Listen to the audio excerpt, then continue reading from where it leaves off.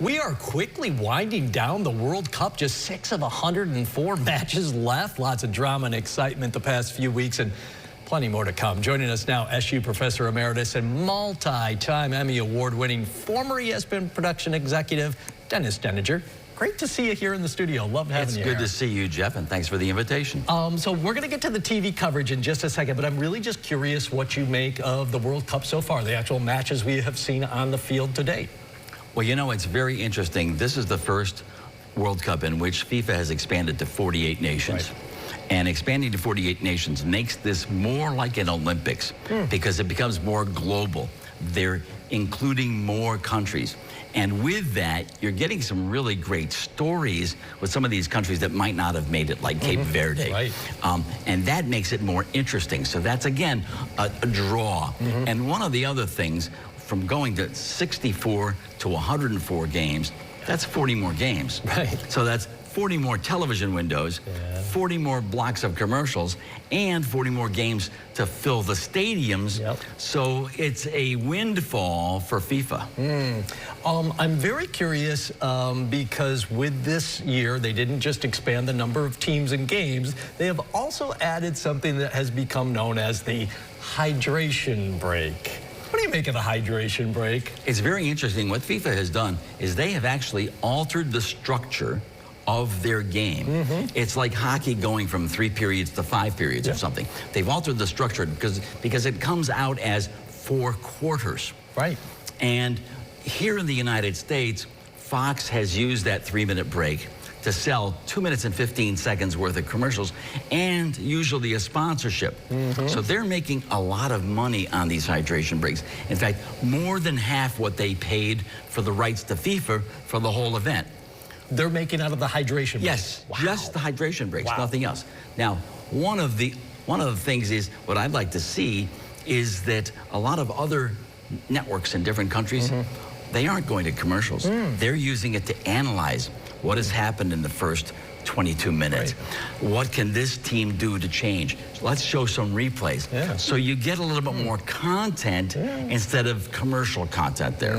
Interesting. All right, now I'm curious, always like your take, we do it a lot with the Super Bowl.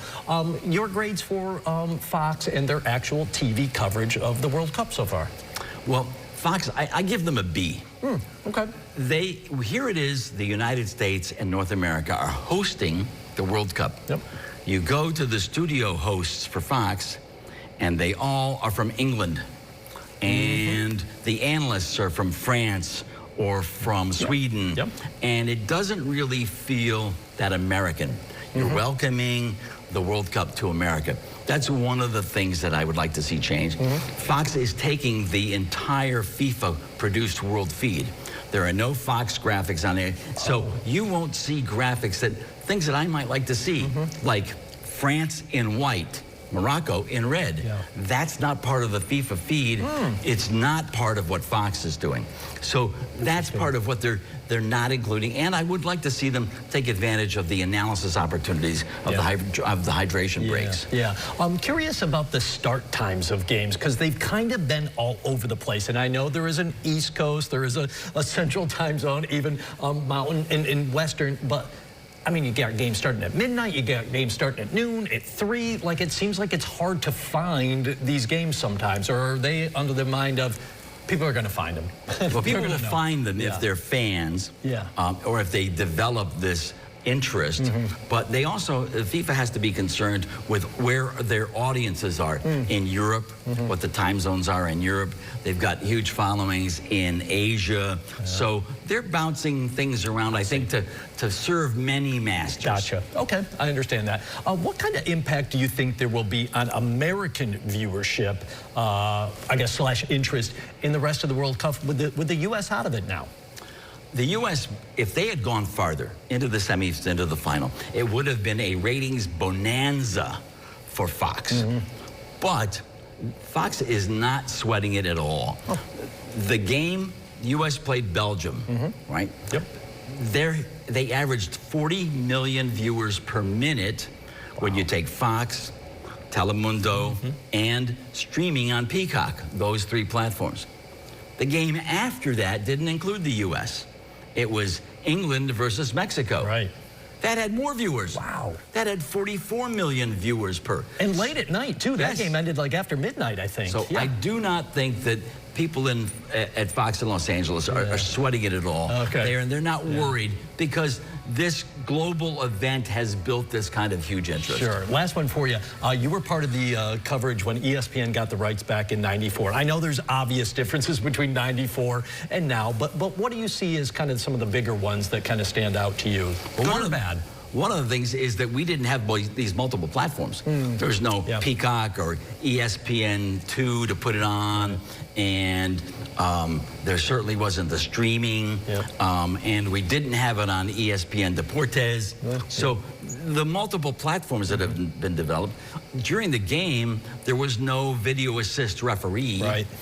All of these stadiums have allowed the networks to put the cable cams over, so you get these different shots that we did not have as an offering. But I think what we did is we customized these games better. We insisted on adding our own graphics, which could focus on individual players when we wanted to, and we could develop other storylines that our commentators, most of whom were American, would they would fill out. So there's a few differences, and every time technology advances, you know, technology will change for the next World Cup.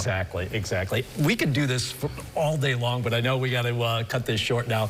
You were a producer. You understand when people tell you in your ear, we got to wrap it, Dennis. So yeah, here we go. Thank you, sir. We'll see you soon. Great to see you, and thank you again. Thanks. Download the WSYR Plus app on your TV to stream News Channel 9 for free. Just go to your smart TV, search WSYR Plus in the App Store, and download to start streaming today.